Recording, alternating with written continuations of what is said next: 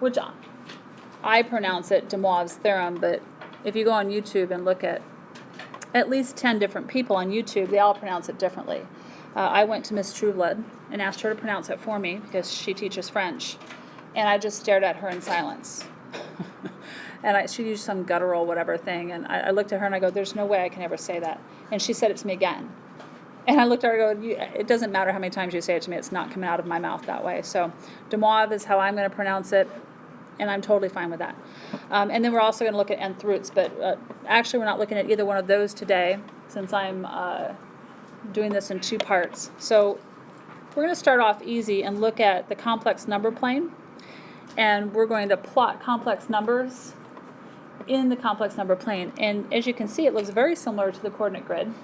We have an x and a y axis, and so, but our real axis is our x-axis, and our y-axis is the imaginary axis. And if you look at the complex number, the real form here, this represents our x value, or it'll be plotted on our x-axis, whereas the imaginary part of that complex number will be plotted on the imaginary axis. So you see this number 3 plus 2i. So we went to the right 3 and we went up 2 for the imaginary part. Done, plotted the point. And if I were to connect from 0, 0 to that imaginary number, and if I were to create a vector, that's really an arrow, hard to believe, but it's true. So if I created this vector, what does this distance represent? Magnitude of that vector, right? This is the absolute value right here. This is the absolute value of the complex number a plus bi. What does this look like to you? Which is also the magnitude, right, of a vector. So it's the distance formula and it's the magnitude of the vector. So isn't the absolute value of a complex number no different than the magnitude of the vector that would go from 0, 0 to that complex number ordered pair itself? So write yourself the following note, that this represents the distance from 0, 0 to the point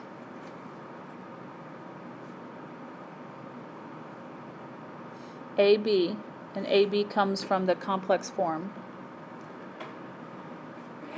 And you also might want to note on here that the magnitude of the vector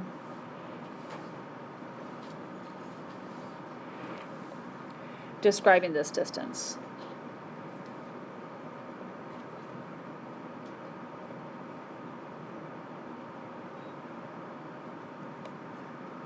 So we're kind of tying everything together in this chapter. They're all very closely related. And so it'll help you remember things.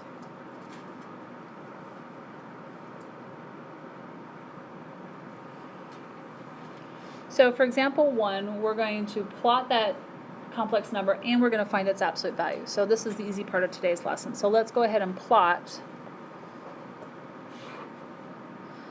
this number here. So what does the 4 mean we're going to do? Right 4 and then the 3i, up 3. So we're going to go right and then up 3, and we're going to plot a point right about there. Whoops, that's a terrible point. There we go. So that point is really the ordered pair 4, 3, and it represents the complex number 4 plus 3i. And then if I were to draw a line or a vector from 0, 0 to that point, that's going to represent the absolute value of that complex number, which is the magnitude of that vector. So let's find that absolute value. So the absolute value of 4 plus 3i is equal to the square root of, and I'm just going to take a and b and square them. So my A is 4, and my B is 3. So I get the square root of 16 plus 9, which is the square root of 25, which is 5. And so that means that 5 is the magnitude of that vector, the absolute value of that complex number. Any issues or concerns with that?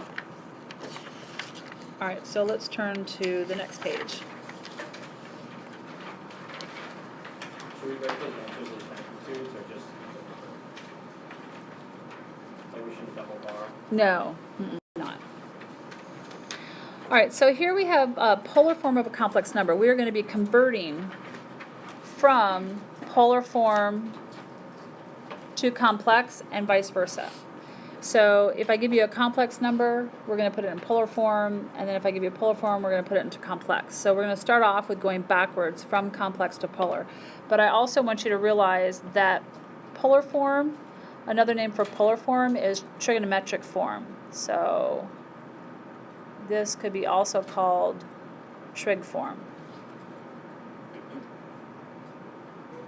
If you hear anybody mention that this is a trig form of a number, it'll make sense because look at the form that we're going to convert this complex number here into.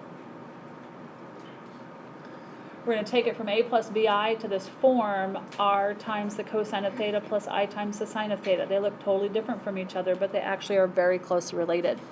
If you look at this picture that we've drawn of a reference triangle, here's where theta would be, right here. Well, actually, technically, that's not theta. Technically, theta would be here. So this is theta. This here would be theta prime, wouldn't it? So that would be theta prime.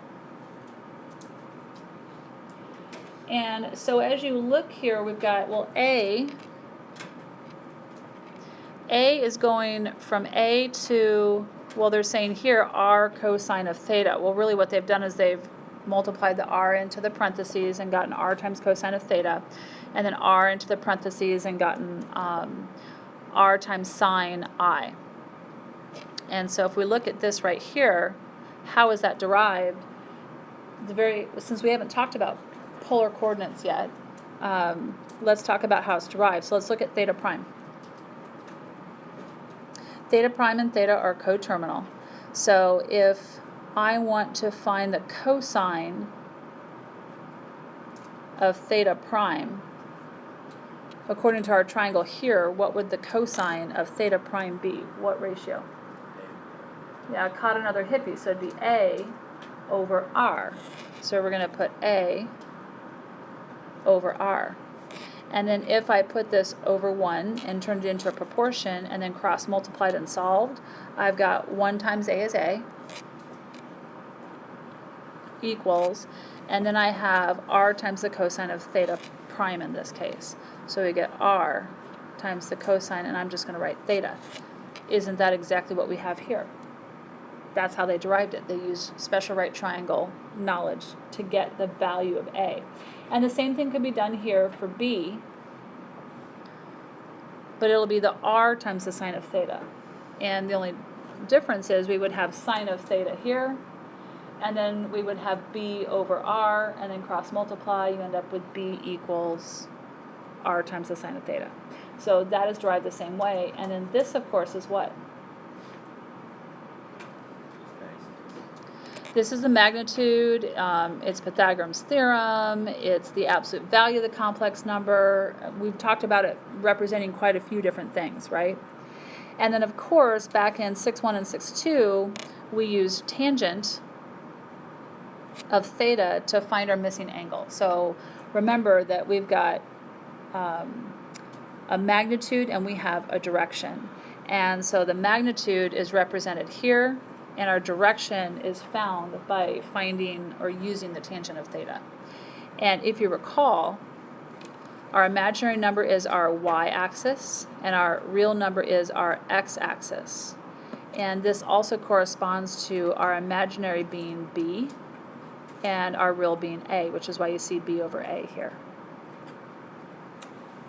And I don't really care if you know that r is the modulus and then theta is called the argument of z. I'm not picky about those, so don't stress about that. So let's go ahead and find the polar form of a complex number. So you really need to follow these steps right here. All of these steps are important. We're going to find the quadrant with which the polar or the complex number resides in, just like we plotted it before. Then we're going to find r, which is our magnitude or absolute value. And then we'll find theta using tangent. And then we're going to make sure that we write theta correctly for the quadrant that it's in. So like if theta turns out to be pi over 6, but we're in quadrant 2, pi over 6 doesn't belong in quadrant 2, so we're going to write it as if it's in quadrant 2. And then finally we'll write it in trig form. Well, what I mean by trig form is this form right here.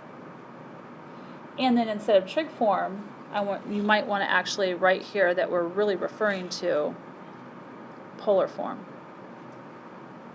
Polar form and trig form mean the same thing. And that's that z equals r times the cosine of theta plus I sine of theta. So we are ready to write our complex number. So you're going to need some room, so write small. So step 1. We are going to plot our complex number. And because I know it's in quadrant 2, actually, I'm going to give myself a little bit more room. I'm going to just plot quadrant 3. That way I can write my triangle a whole lot bigger. So I'm going to go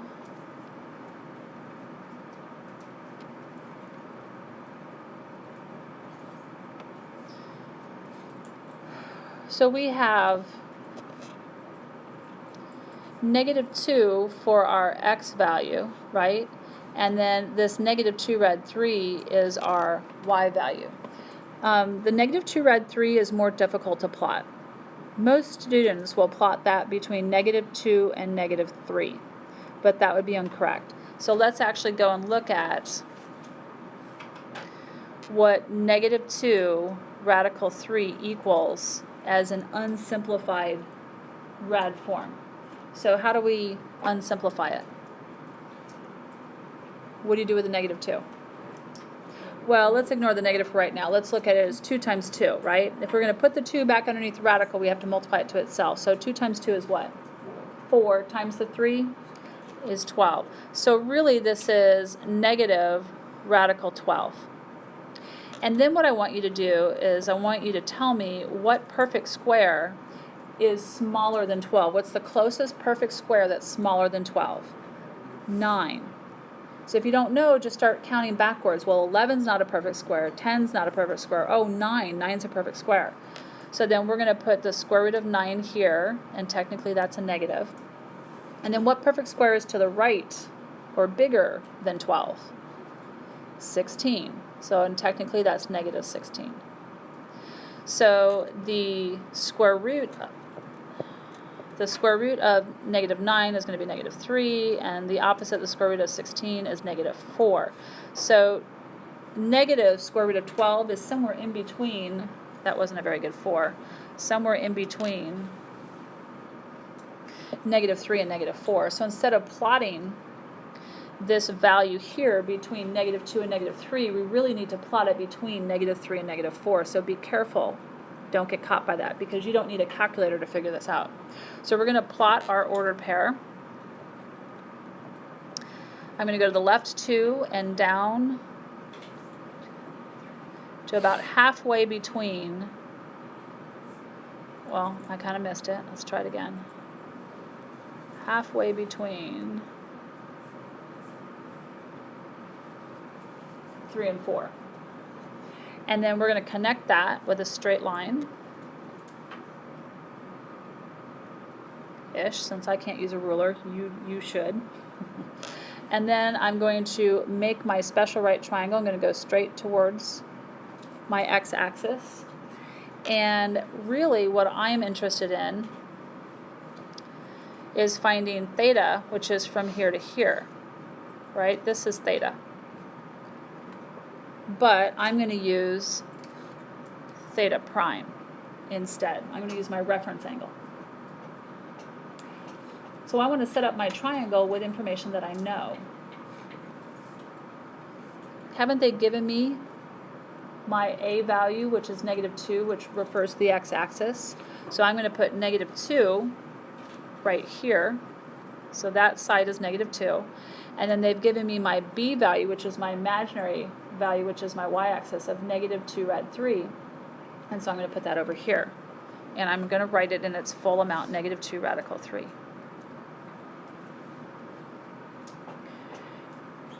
And so really the whole purpose of step 1 was A, to find the quadrant. And so isn't this quadrant 3? Which tells us what our eventual signs are going to be. And then I need to actually find r. I need to find the length of that hypotenuse. So then step 2 is going to be to find r. So r is equal to the square root of a squared plus b squared. So my a is -2. And my b is -2 radical 3. I'm going to squeeze it in there. Would it be easier just to do 12? Oh, you mean in there instead of Yeah, do the rad 12? square, Yes, you right. absolutely could. Yep. And so then I get the square root of +4 plus -2 times -2 is +4. Rad 3 times rad 3 is 3. And 3 times 4 is 12. And that's why Sam was saying, wouldn't it be easier just to have used negative radical 12 in there? Absolutely. Because when you square that radical, the radical goes away. And so that gives us I can't erase that, nope. That gives me the square root of 16, which is equal to 4. Yes. The first part, how'd you know it was in quadrant 3? Because my reference triangle is here in quadrant 3. How'd you know that? Because we went a negative and a negative. So x is negative, y is negative, and that put my ordered pair right here, which meant my triangle had to go there. I see. Sarah? What do you have for the response? Quadrant 3. How did you get negative Right here. I just took 2 times 2. Ignore the negative right now. 2 times 2 is 4. And then 4 times 3 is 12. So whatever's outside the radical, you have to multiply it to itself in order to bring it back inside.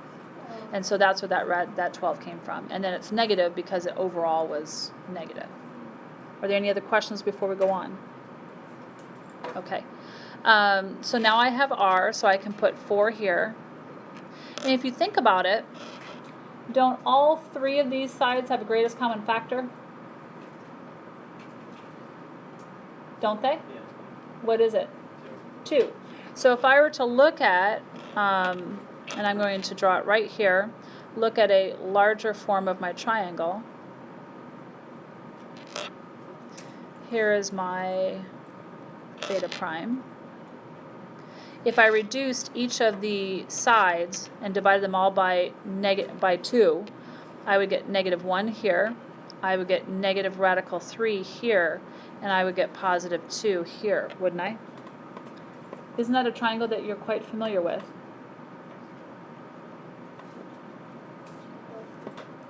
Isn't this a 30, 60, 90 triangle? Yeah. So this is a 30, 60, 90 triangle. So what is theta prime? It has to be 60 degrees because it's across from rad 3. So step 3 says find theta. Well, even if you didn't realize that or see that, here's what you might have done instead. So we are going to step 3, find theta using theta prime. So I know that I'm going to use tangent of theta prime is equal to, and I'm going to use my side opposite, maybe I'll go back to blue. My side opposite was negative 2 radical 3, and my side adjacent was negative 2. What do you know about the two negative 2's? They cancel, right? And so this really equals positive rad 3. Which makes sense because tangent is positive in quadrant 3. I'm confused where you got the triangle. The second triangle? Yeah. I just took this triangle and I just took it over here so that I could take each one of these, which has a GCF of 2, and I divided the 2 out so you could see that we really have a special right triangle. I just didn't want to do it all in here and get that all gunked up. Does that make sense? Yeah. So I just took it out to the side. So really I'm finding the tangent of theta prime is equal to radical 3. How do I find theta prime?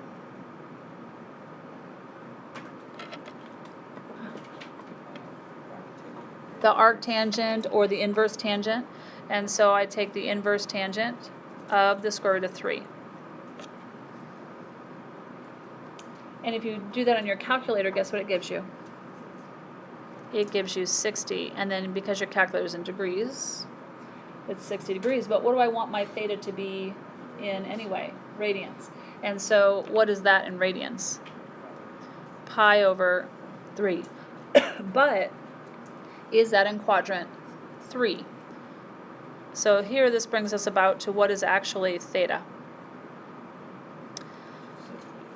Yep, so I'm going to take, this is, if we're doing pi over 3, then this is going to be 3 pi over 3 instead of pi, right? Because I'm just taking my denominator and making it 3 over 3, so this has a value of pi, but I now need to add pi over 3 to it because I need to get bigger. So from here to here is pi, and then I need to add another pi over 3. So it's really 3 pi over 3 plus the pi over 3. And that equals 4 pi over 3. So now I know theta.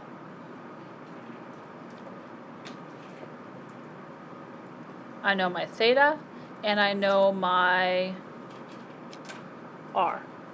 I have everything I need to write my trig form, which is my polar form. And so that's step 5. So step 5 is 4, sorry, step 4.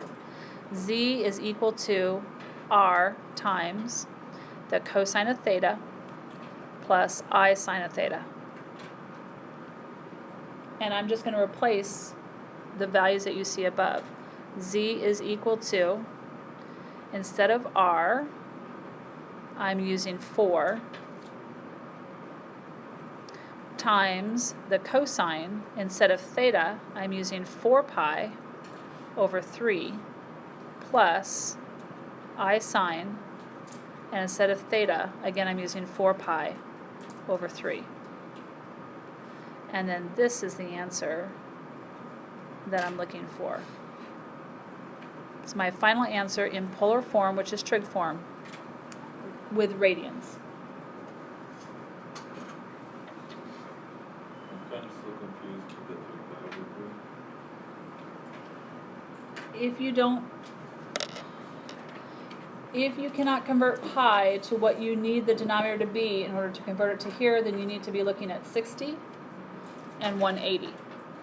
So 180 plus 60 is 240, and then you can convert 240 using pi over 180, Just 4 pi over 3. which is still 4 pi over 3. So if you're uncomfortable with that, then you need to do it that way for yourself. Does that make sense? Okay. It's just longer math for me to do it that way.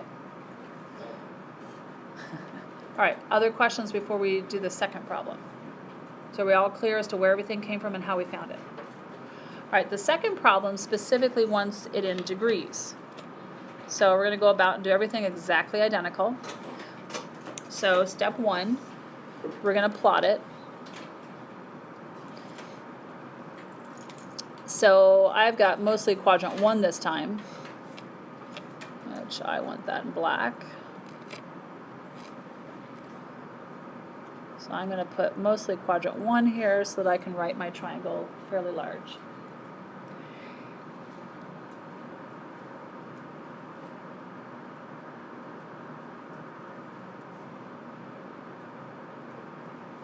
And so if I were to plot 6 plus 2i, I'd go to the right 6 and up 2.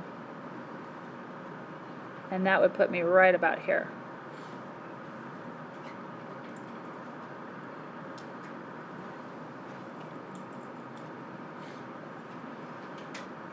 And that would be my vector going towards that complex number.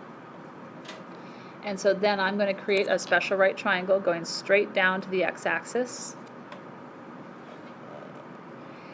And then I'm going to put in theta. Is there any need for a theta prime? No, theta and theta prime in quadrant 1 are one and the same.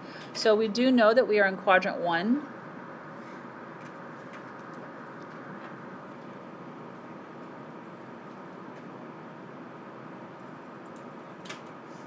And then I'm going to use my knowledge of my x and y. So my x value was 6. My y value was 2. Now again, I noticed that these two have a greatest common factor, which is what? 2. So if I divide that by 2, I get 1. So far, it sounds like a 30, 60, 90.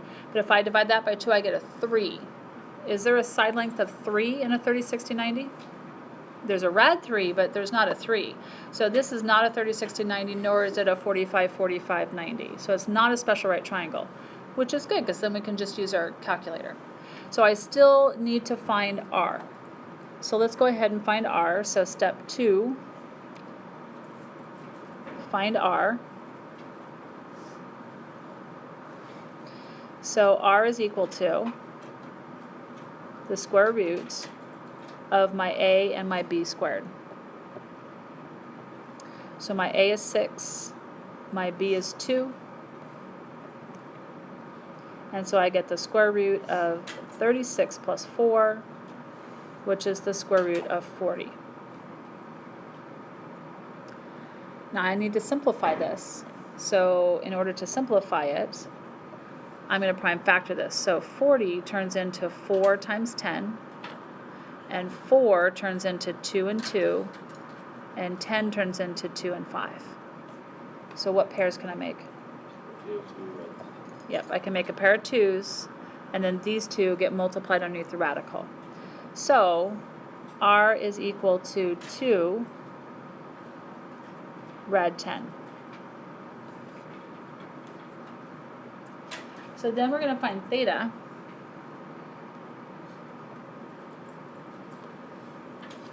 So step 3, find theta. So the tangent of theta is equal to what over what? 2/6. Opposite over adjacent. So 2/6 would be correct.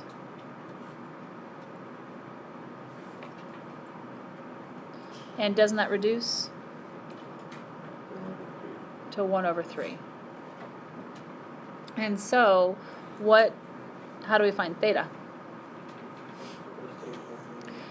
Right, and technically, whoops. Okay, well that's not going to work anymore. Technically it's a squiggly equals. So we'll just squiggle that. So we're going to do the inverse tangent of 1/3, which is approximately equal to. So take your handy dandy calculator and do the inverse tangent of 1/3. What do you get? Round it to 2 places. What do you get?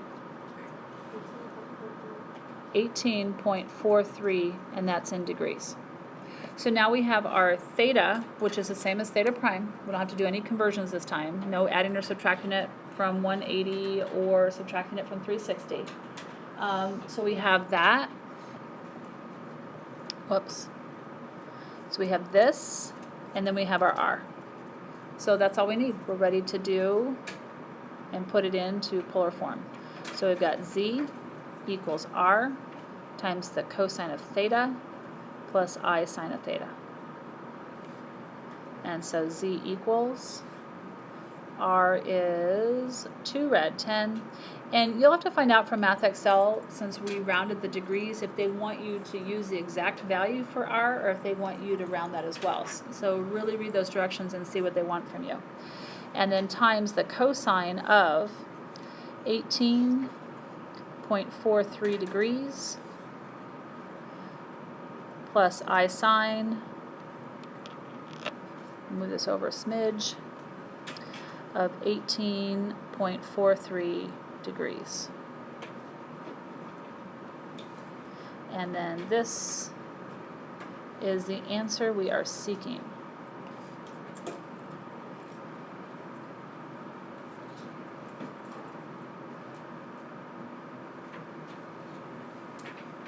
So here you see, in the polar form, you see the magnitude and you see the direction of the angle.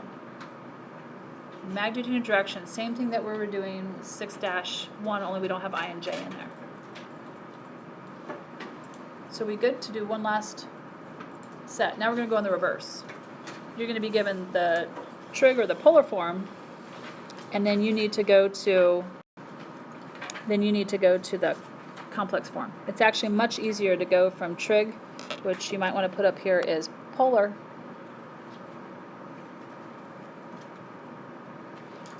trig is polar form, to the complex. So we still have steps.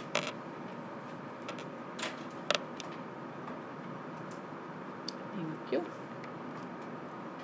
Kendall. So we still have steps that we have to follow.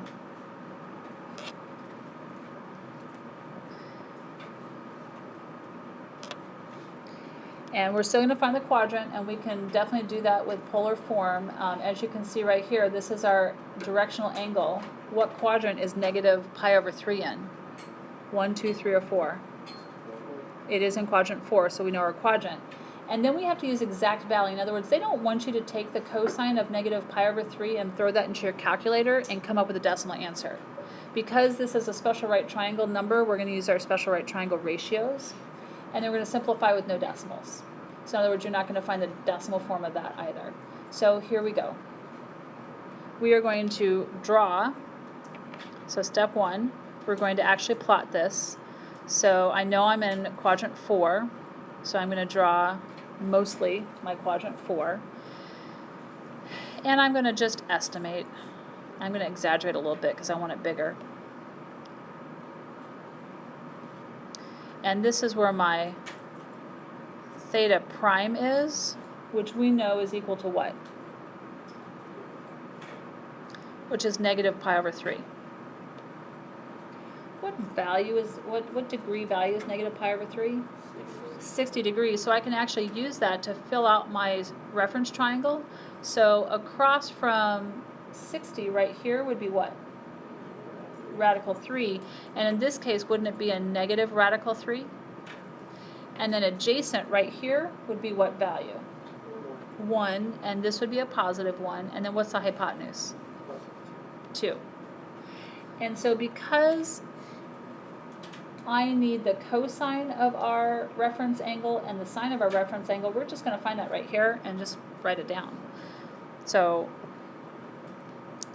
what is the cosine of negative pi over 3? What ratio is cosine? Caught another hippie. So what's adjacent? 1 over 2. So we've got 1 over 2. And then what's your sine of negative pi over 3? Some old hippie. So opposite over hypotenuse. So this time it's negative rad 3 over 2. So we have a negative value.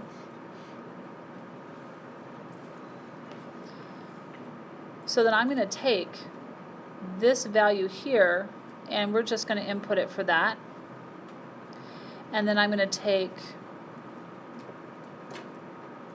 maybe I'll use a different color. Then I'm going to take this value here, and I'm going to input it for that. And then we're just going to do the math.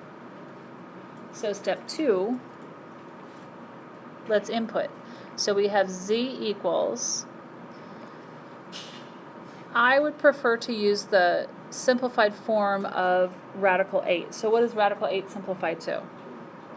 Okay, so we're going to use 2 rad 2 times, instead of the cosine, we're going to use that 1/2 that we just found plus I times, and then now we're going to use the sine of the angle that we just found, which is negative radical 3 over 2. Now we're going to do the math. So I'm going to distribute this into the parentheses. So when we distribute, this is going to go over 1. So let's just put that over 1 right now.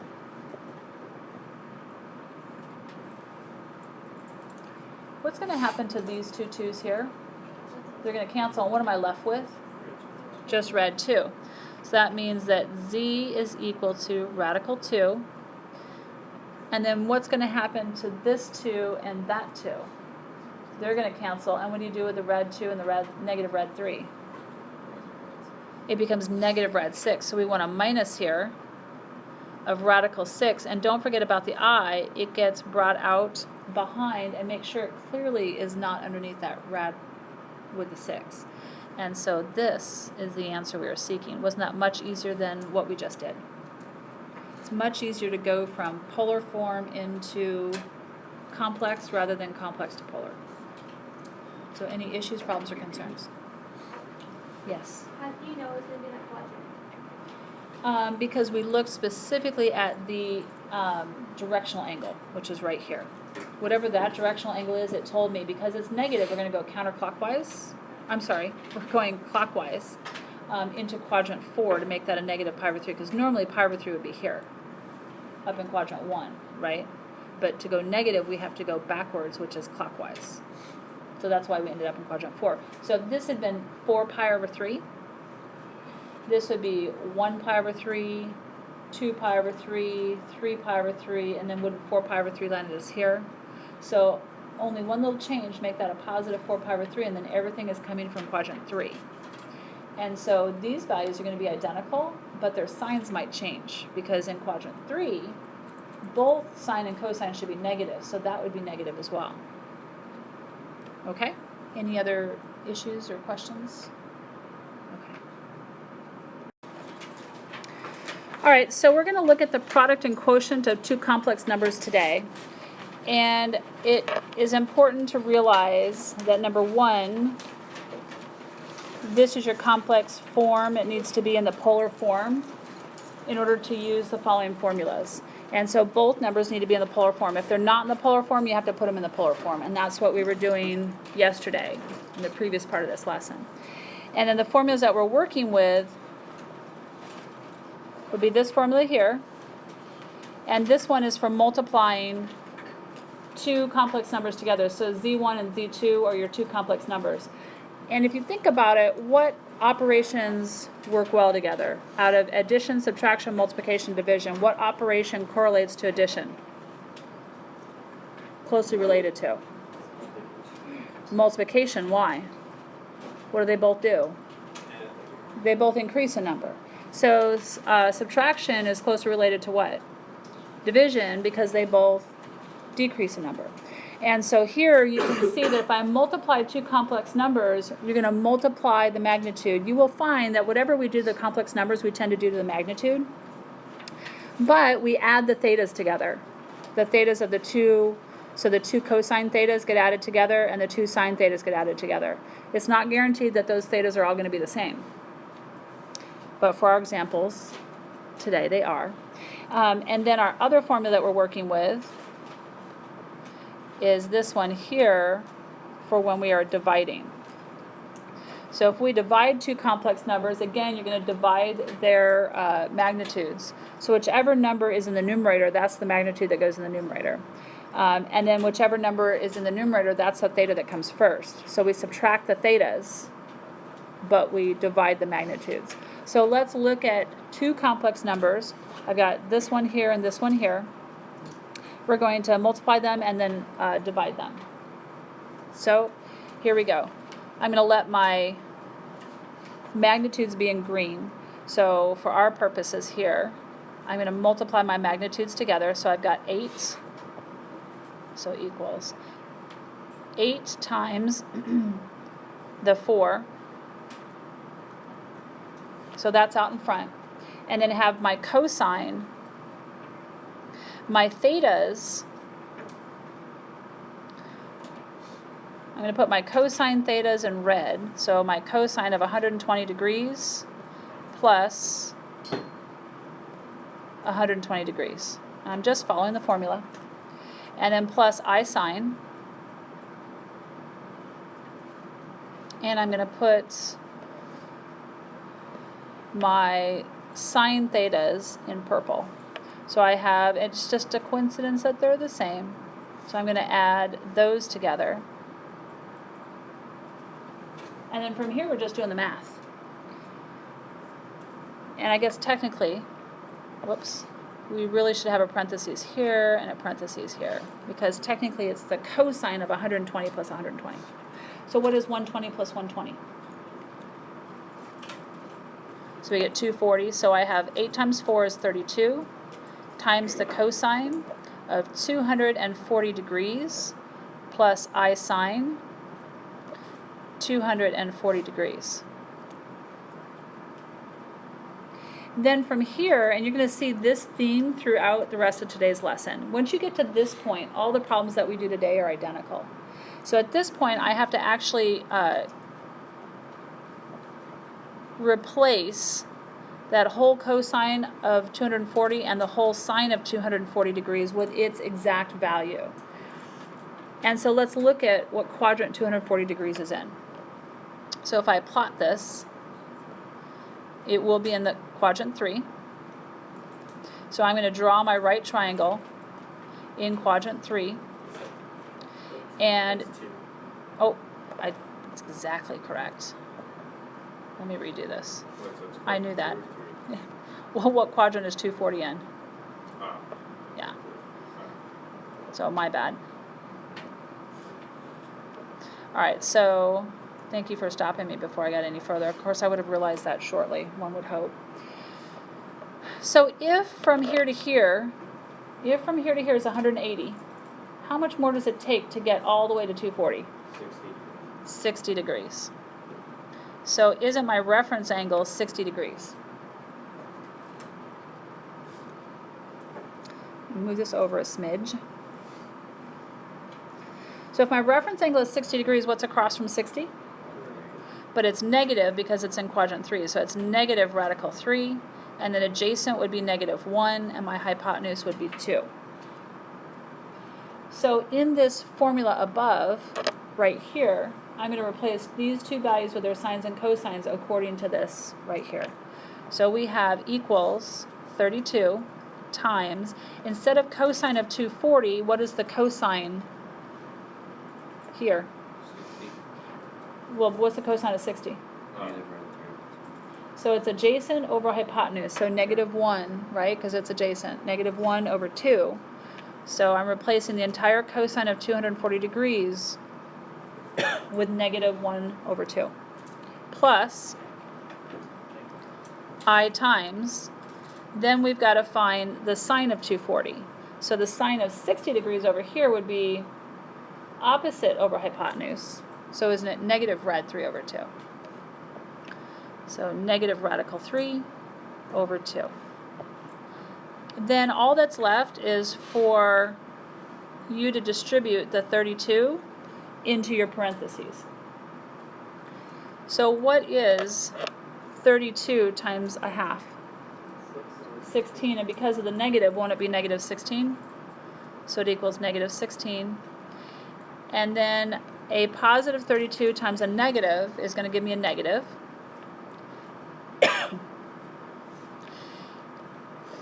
And doesn't this 2 down here cancel into the 32? Yeah. 16 times the rad 3 times the I. So the 2 cancels into the 32 16 times. So I have minus 16 radical 3, and then that I is hanging out at the end. So if you missed yesterday, you're probably feeling a smidge lost at the moment. You definitely want to review the whole video. So that's the answer if we multiply those two complex numbers together. And notice that it is in A plus BI form. That's your standard form. So any issues with that before we do the second one? You're okay with everything that I wrote, where I found it, that kind of thing? Okay. So let's look at the second one. So this time we're going to divide the very same two. So I'm going to move this over a smidge.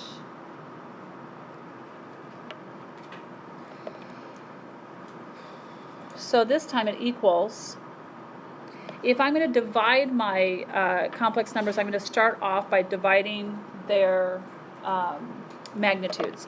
So because z sub 1 is up top, I'm going to put 8 up top divided by 4.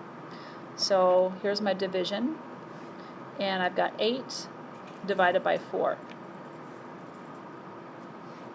Then times the cosine of, because I'm dividing, I'm subtracting my cosine thetas. And so I've got my cosine thetas here in red, so I'm going to subtract those two. So I have 120. And I'm subtracting those. And that's really in parentheses, plus I sine, and then in parentheses, I'm going to run out of room. I'm going to subtract my thetas of my sines, so it's 120 and 120. So I'm subtracting these. And then there's a overall parentheses there. So what is 8 divided by 4? So I have 2 times the cosine. What's 120 minus 120? So we've got 0 degrees plus I sine, again 0 degrees. So just like before, we are going to replace the cosine of 0 and the sine of 0, because 0 is at our east access point. So let's look at our east access point. Right here is 0 degrees. What ordered pair is at 0 degrees? Think very carefully. 1, 0. And so we like to go alphabetically. Cosine comes before sine, so doesn't it go cosine, sine? So cosine at 0 degrees is 1, and sine at 0 degrees is 0. Are we doing okay? Everybody good with that? Okay. So then I'm just going to replace those.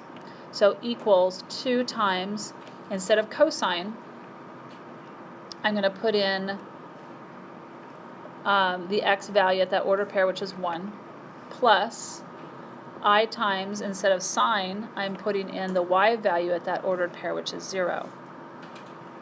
And then we're just going to distribute. I'm going to multiply the 2 into the parentheses. So what's 2 times 1? 2. Plus, what's 2 times I times 0? 0. And we know what 2 plus 0 is. It's 2. And so that is the answer we are seeking. 2.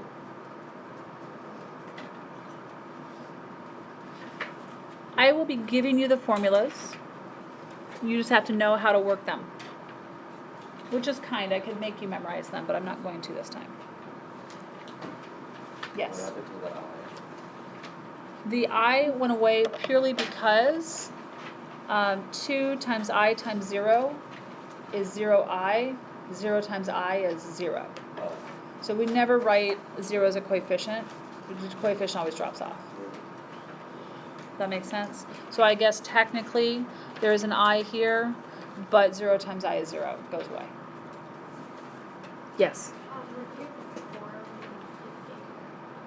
The 4. What 4? Oh, the original 4 here. That came from that z sub 2. So you always take your magnitudes and divide them. Okay. Does that make sense? All right, any other issues or concerns before we go to the next page? Okay, so let's look at the next page. All right, so this time we're going to use de Moivre's theorem. And notice that really the theorem for de Moivre is this right here. That's the theorem I'm interested in. This, which looks like a theorem, is really saying, okay, if we take this complex number right here that's in polar form, and we raise that complex number to some exponent, then we're going to take that whole polar form here and raise it to an exponent. So what happens is the magnitude gets raised to the exponent, which makes sense. R gets raised to power here. But then how do we deal with this?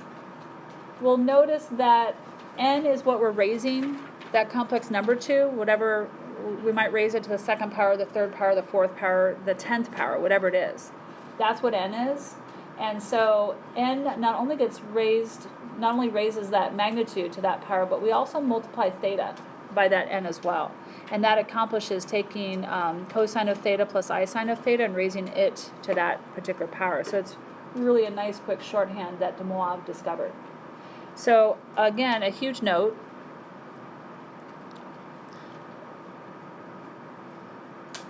Your problem must be in trig form, which trig form is another word for polar form, in order to use de Moivre's theorem. So notice what the steps look like. Step 1, if it's not in trig form, which is polar form, you are going to put it in that form, which is, again, what we did yesterday. Find the quadrant, find r, find theta, knowing what the quadrant is, using tangent, right? So if you already have it in polar form, there's no need to do this problem. Once you have it in polar form, then you can use de Moivre's theorem. We must have exact values for theta. You can't plug it into your calculator. So that implies that we must be using special right triangles. And then you're going to write it in standard form. Well, standard form is a plus bi.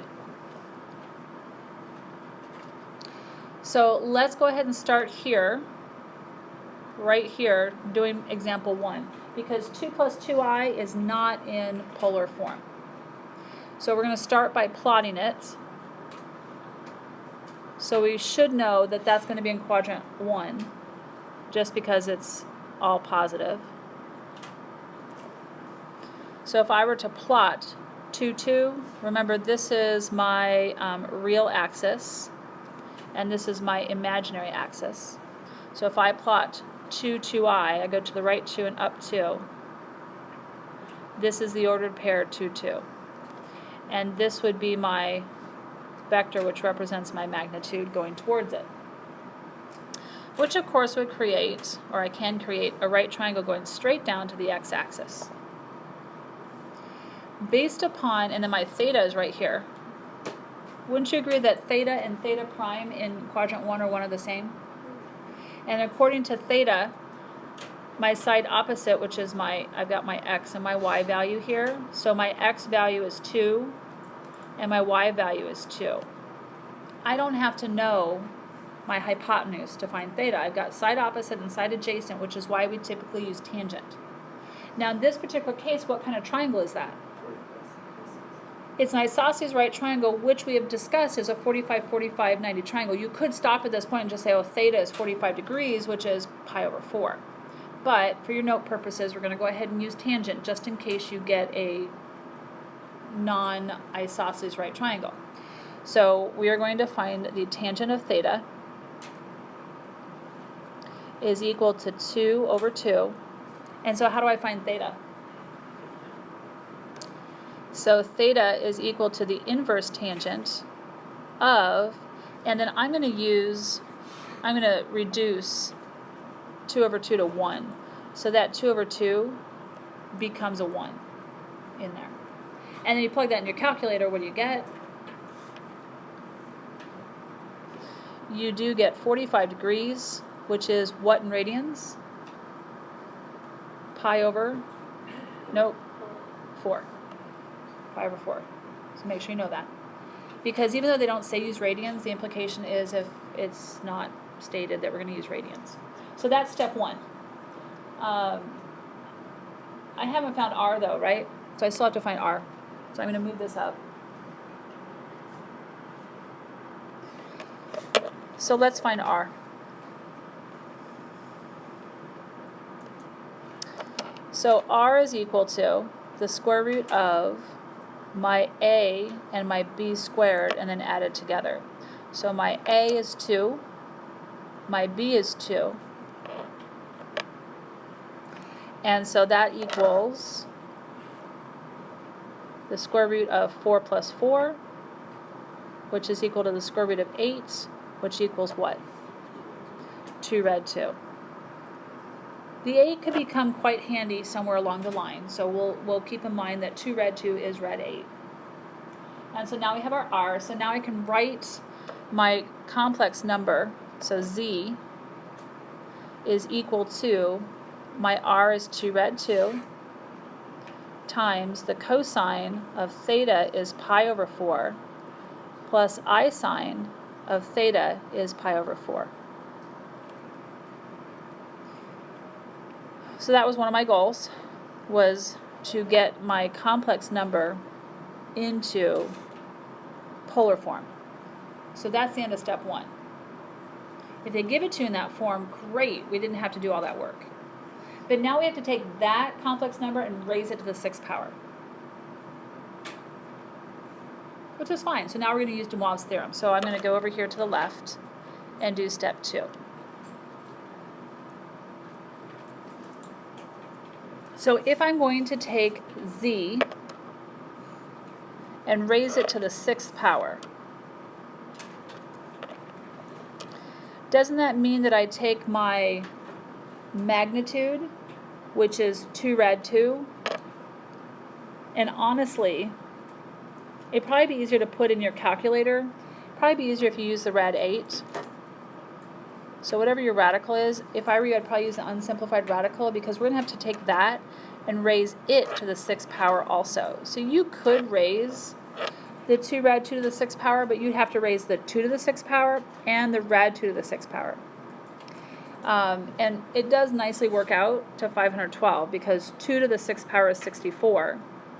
And then what's rad 2 times rad 2? 2, that takes care of 2 of them. Another rad 2 times another rad 2 is 2. And a third rad 2 times another rad 2 is 2. So that takes care of all 6 rad 2s. What's 2 times 2 times 2? 8. And then 8 times 64 is your 512. But you could instead just put in parentheses the square root of 8. And remember, on your calculator you have a parentheses around this 8 as well. So you have parentheses, square root, there's a parentheses here, and another parentheses. Then you use your caret button and you'll raise that to the 6th power. So try it and see if you can get 512. But meanwhile, let's finish out the formula. So then we're going to take the cosine of, and I'm going to multiply my theta by 6 as well. So I'm going to take 6 and multiply it to my theta. Well, my theta was pi over 4, wasn't it?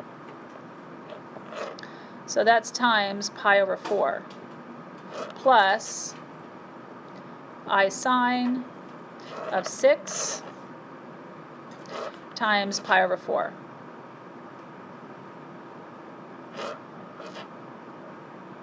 And so let me put a line through my work here.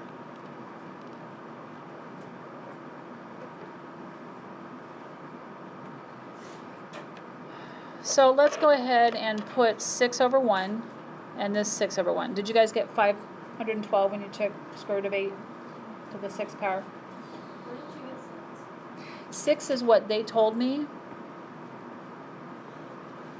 Hang on. 6 is right here. They said that we're going to raise this right here. This is my n. So you might want to put next to that this equals your n right there. That's where I'm getting my n from, because we're raising it to the 6th power. Any other issues before we continue? All right, so then if you put in your calculator, parentheses, square root, and it immediately gives you a parentheses, put in the 8, and the square root parentheses, and the overall parentheses, caret to the 6th, you should come out with 512 times, good gracious, they're awfully excited out there. What does the 6 and the 4 have in common? What goes into 6 and 4? 2. So 2 goes into 4 twice, and 2 goes into 6 3 times. So I'm left with 3 pi over 2 plus I sine. And isn't the other one also going to be 3 pi over 2? Will you tell them to be quiet in the hallway for me, please, Omni? I'll wait for you. Oh, you're not a yeller. Kevin, go yell. Kevin, you're a yeller. Or Todd? Todd, you want to yell? Tell them that they're being way too noisy. Hey, you guys, you're being way too noisy. I can't hear over your talk in the hallway, guys. Well, there's that one plus the other one. Okay, thank you. All right, so then, now we're at the place where we were at with the last two problems. Doesn't this look familiar? Oh my. Thank you. So I'm going to replace the cosine of 3 pi over 2 and just the sine of 3 pi over 2 with their exact values. So again, tying it back into what we did yesterday, what we just did in the last two problems. So isn't 3 pi over 2 our south axis? So here's 3 pi over 2. What is the ordered pair at 3 pi over 2? Yep, 0, -1. So that means that this is cosine and this is sine. So we're going to replace equals 512 times, instead of cosine of 312, we're replacing it with 0 plus I times, instead of sine, we're replacing it with -1. Then we get to distribute the 512 in here. And by the way, that we just did step 3. So this right here is step 3. And then we're getting ready to do step 4. We're getting ready to write it in standard form. So what's 512 times 0? So 0. What's 512 times -1? -512, and then tack on that I. So what's my final answer? Is what's 0 minus 512i. Yep. -512. Yep. And so our final answer is just that. Oh, so you just want to know what Z6 is, not Z, right? So Correct. Correct.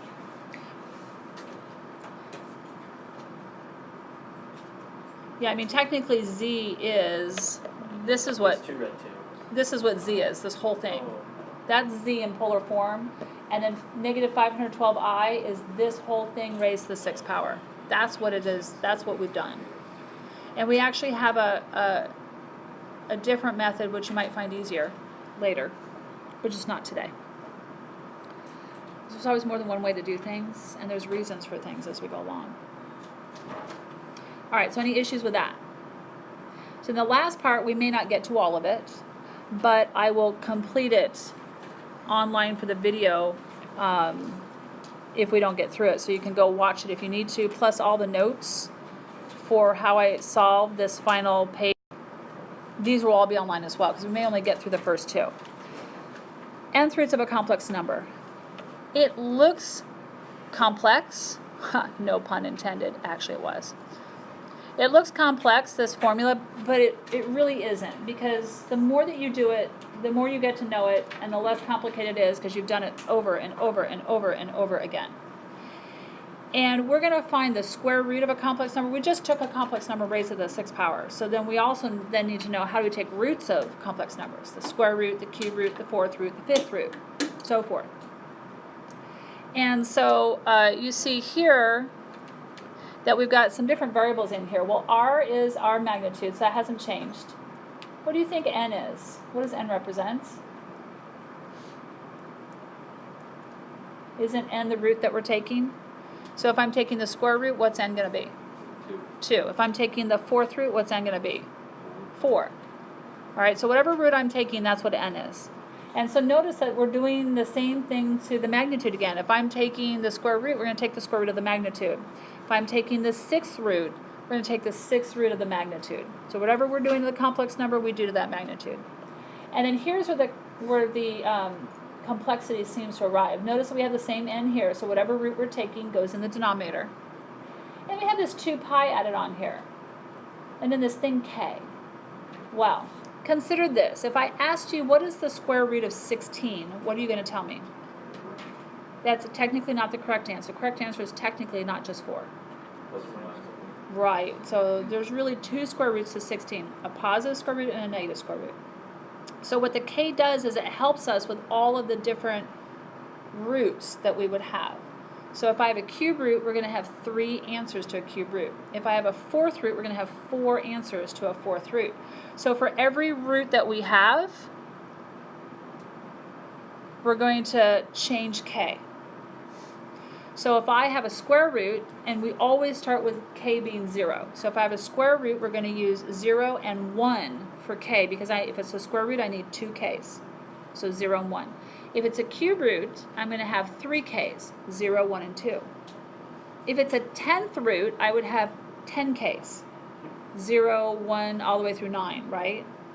You would pray that I would not make you do a 10th root. You'll see why in a minute. Because it means we have 10 problems to do. Yeah.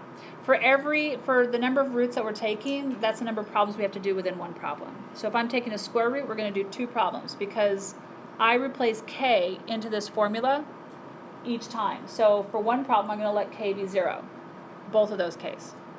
For the next problem, we're going to do the same problem all over again. The only thing that ever changes as we go from problem to problem is k. Then we'll let k be 1.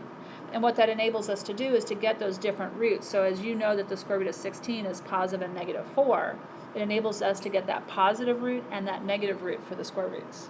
And you'll see that happening here in the first one that we do. Also note what?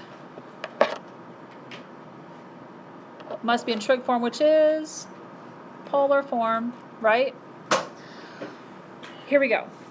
I am going to actually do all of my work on a total blank slide here, but you've got the problems in front of you, so I'm going to write on here, see next slide. See next slide for all of these, and then also for these 2 as well.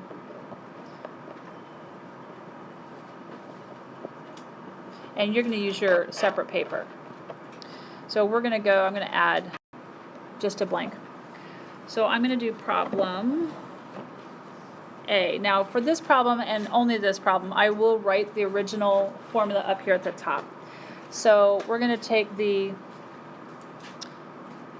if I'm going to take the nth root of z, that's going to equal the nth root of r times the cosine of my theta, whatever that is, plus 2 pi k. It's playing around with me here. 2 pi. It's because I'm too far up at the top of my screen. All right, so 2 pi k. I have to outsmart the computer. All divided by n plus I sine of theta plus 2 pi k, all divided by n.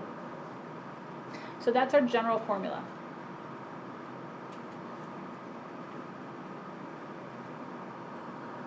So that's what we're going to refer to. So I need to know what n is, what r is, what theta is, what k is. So for our first problem, this will be example 6, part A.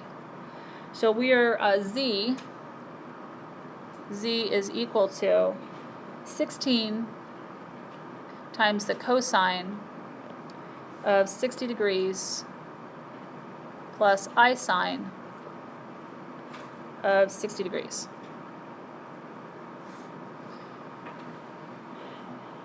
And we are going to find the square root.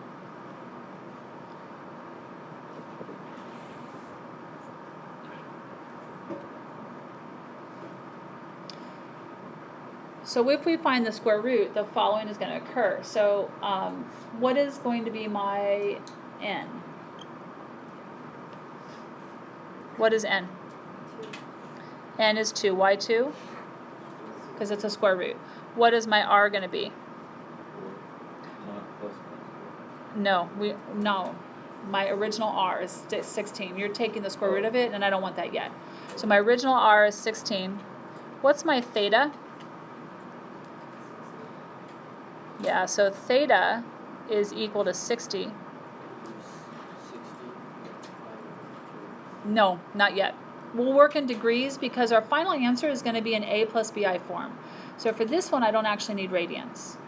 And so notice it is in polar form, but it's in degree form, which is okay. Because even if it were in radians, I probably would switch it out at this point because my final answer does not have to be in radians. Does that make sense? So that's a good point. And then finally I need k. How many k's do I need? So I need 0 and 1. Because of that, I'm doing two problems.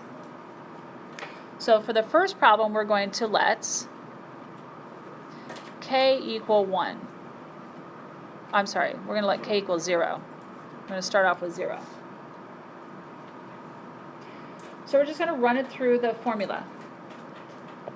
So it's going to equal the fourth root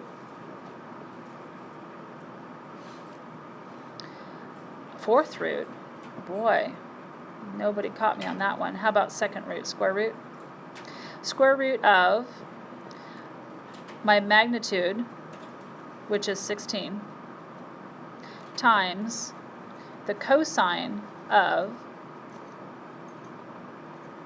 I'm going to take my theta, which is 60 degrees, and I'm going to add to that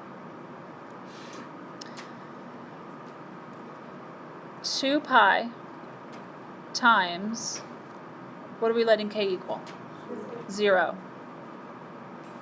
All divided by, what's n? 2. That's the part right there that you're going to forget, and you're always going to leave it at 2 when that part changes. Plus I sine of, the whole thing is the same, so it's still 60, plus 2 pi times 0 divided by 2. So at this point, we're just going to simplify and start doing the math. What is the cube root of 16? Yeah, well, I have no idea what the issue with my mouth is today, but yeah, what is the square root of 16? Thank you. And we're just doing principal square root, because the k is giving us our positives and our negative square roots of these. And so we've got 4 times the cosine of. Now we're going to simplify all of this here. This we can do without our calculator. This one's pretty simple. What's 2 times pi times 0? 0. Plus 60? 60. Divided by 2? 30. So I get cosine of 30 degrees. All of that should simplify to one nice degree. And then won't the I sine be the same exact thing? I sine of 30, because they're identical? Aren't we back to the same problem we've been doing each and every time at this point? I have to find what is the cosine of 30 and what is the sine of 30 and replace those. 30 degrees is in what quadrant? Quadrant 1. So I'm putting my reference triangle in quadrant 1. And my 30 degrees is my reference angle. Across from 30 is 1. Adjacent is radical 3. And the hypotenuse is 2.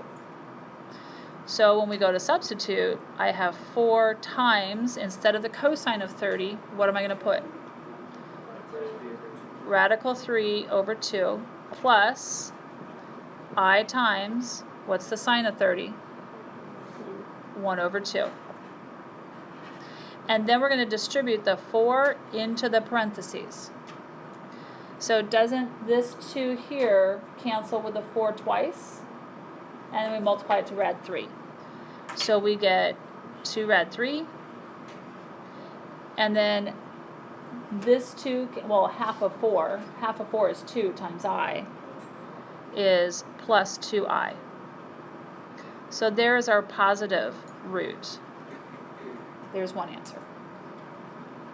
Then we're going to do it again. Same thing all over again, but this time we're going to let k equal what? Let k equal 1.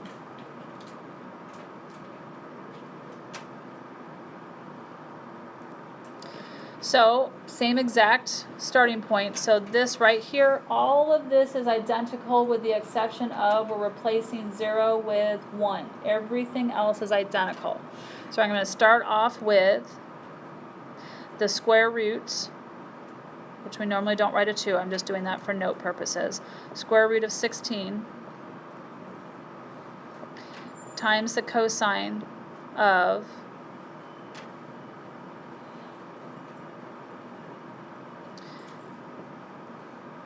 60 degrees, and instead of k, we're putting in a 1, and then our n is 2, plus I sine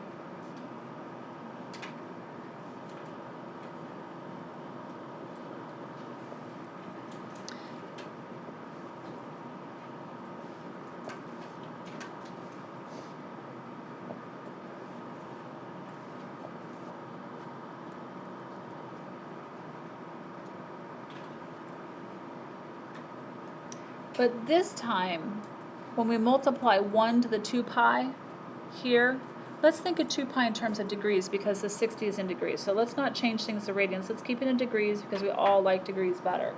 So instead of 2 pi, won't you agree that 2 pi, this right here, is equivalent to 360 degrees? All agreed with that. So 360 times 1 is 360, plus 60 is what? 420 divided by 2, 210. So all of this simplifies to the square root of 16 is 4 times the cosine of 210 plus I sine, and this is going to be 210 as well because they're identical. So we're back to that same old problem where we have to substitute in cosine of 210. So what quadrant is 210 in? All right. So we're going to draw a reference triangle in quadrant 3. And if from here to here is 180, how much is left over to get to 210? 30 degrees. So my reference angle is 30 degrees. Across from 30 is 1. Notice that our reference angles are identical, but across from 30 is not 1, it's -1 in quadrant 3. And adjacent would be negative radical 3, and your hypotenuse is 2. So then I can substitute in my values. Equals 4 times, instead of cosine, what's cosine of 30 degrees? Negative rad 3 over 2 plus I times, what's your sine? -1 over 2. And parentheses, and then we're just going to distribute that 4 into the parentheses. So this 2 cancels into the 4 twice, and we get 2 times negative rad 3. So -2 radical 3, and then -1/2 of 4, if you multiply those together, you get -2 times I. So there is your negative root right there.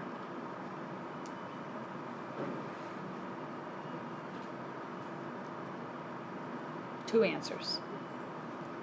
Was that so bad the second time around? Do you see why you don't want to take something, take the 6th root of something? We have to do it 6 times. Ugh. Even I would find that tedious.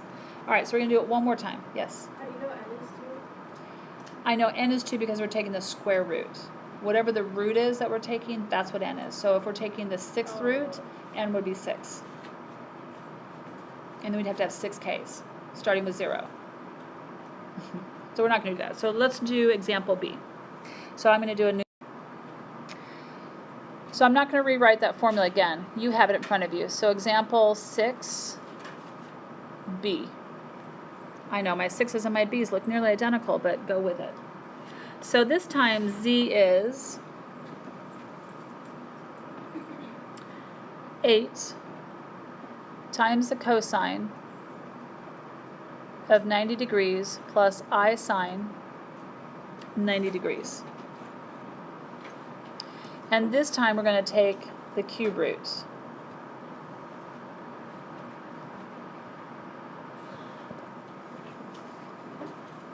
So if I'm taking the cube root, what is n? This time n is 3. What is r? 8. What is theta? 90.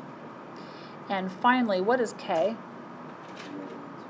0, 1, and 2. If I'm taking the cube root, I need 3 k's. So we get to do the problem, yay, 3 times. So here we go. Let k equals 0.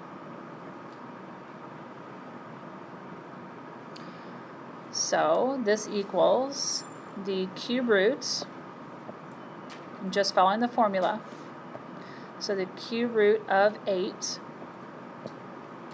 which we'll find in a minute, times the cosine of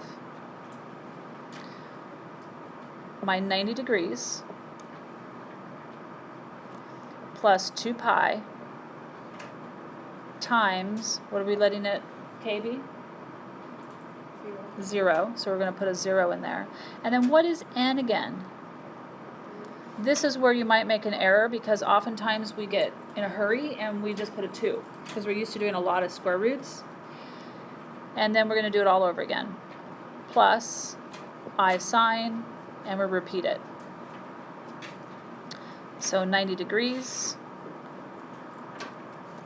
plus 2 pi times 0, all divided by 3.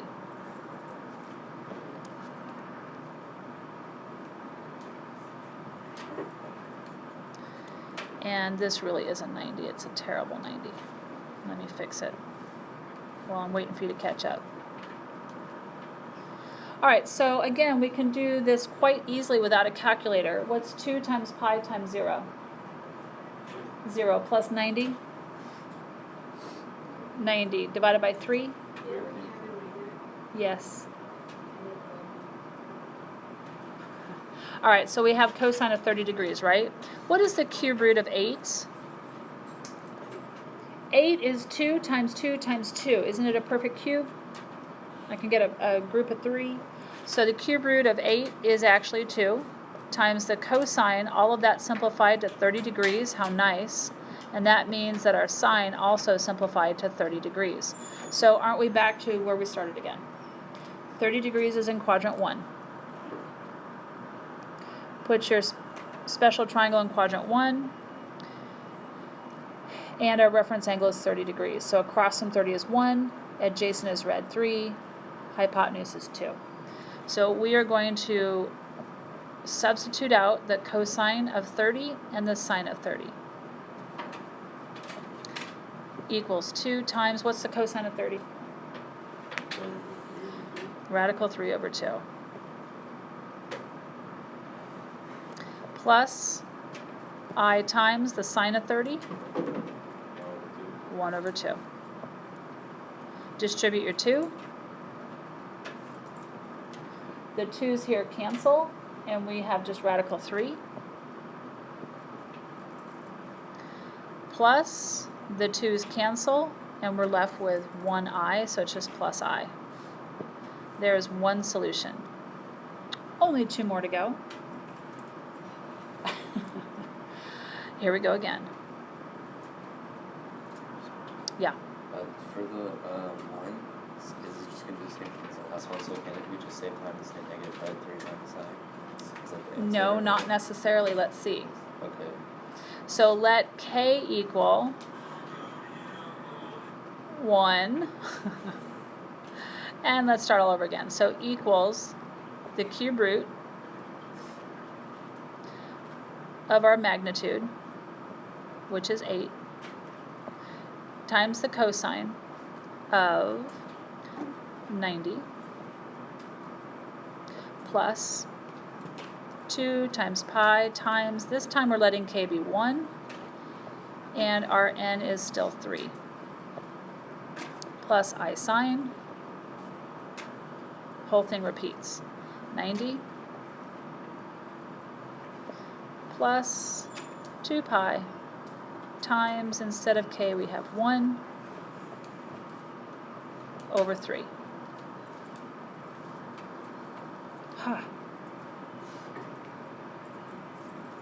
Now, what do we want to view 2 pi as? 360 degrees. So 360 degrees times 1 is 360, plus 90 is what? What is that noise? Turn it off. So 360 plus 90 is 450. What's 450 divided by 3? 150. So the cube root of 8 has not changed. So that's 2 times the cosine of 150 plus I sine of 150. So again, we're going to sub out 150. 150 is in what quadrant? Quadrant 2. So here's quadrant 2, my reference triangle,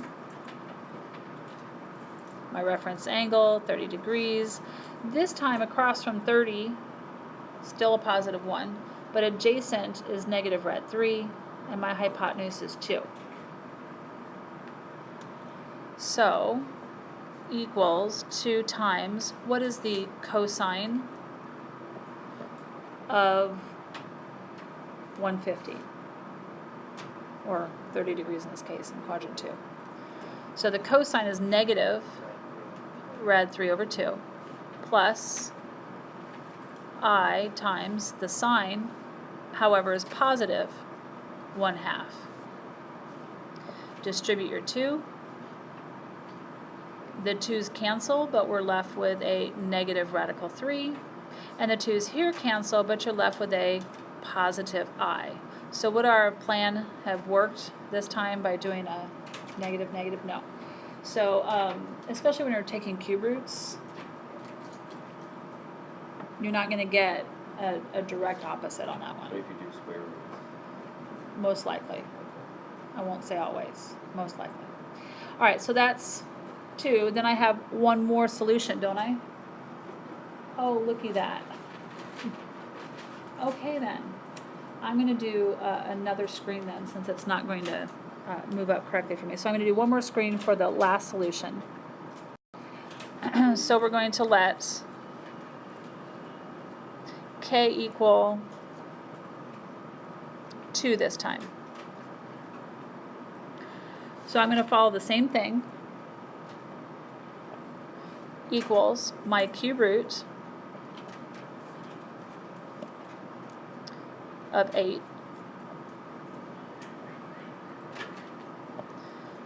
times the cosine of 90 plus 2 pi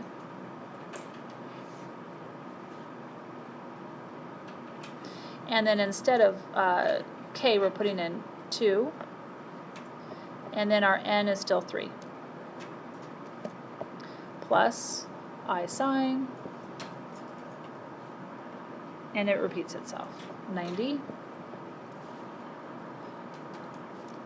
plus 2 pi times 2 all over 3.